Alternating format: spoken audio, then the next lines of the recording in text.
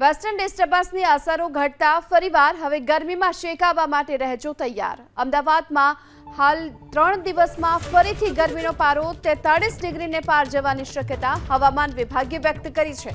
ફરીવાર પવનની દિશા બદલાઈને પશ્ચિમથી ઉત્તર પશ્ચિમના ગરમ પવનો શરૂ થયા છે, જેની અસરથી સોમવારે અમદાવાદનું મહત્તમ તાપમાન રવિવાર કરતાં 1 ડિગ્રી વધીને 40.7 ડિગ્રી અને લઘુત્તમ તાપમાન 25.7 ડિગ્રી નોંધાયું। જો કે આ તાપમાનમાં માત્ર 1 ડિગ્રીનો વધારો થયો હોવા છતાં પણ દિવસ દરમિયાન ચાલુ રહેલા ગરમ પવનોની અસરના કારણે લોકોએ માથું તપવી નાખતી ગરમીનો અનુભવ કર્યો હતો અને અચાનક જ ચાલુ થયેલા આ ગરમ પવનોની અસરોના કારણે લોકોએ 41 ડિગ્રી મહત્તમ તાપમાન હોવા છતાં પણ 43 ડિગ્રી જેટલી ગરમીનો અનુભવ કર્યો અને શહેરમાં કાળઝાળ ગરમીની સાથોસાથ બફારામાં વધારો થવાની શક્યતા પણ છે।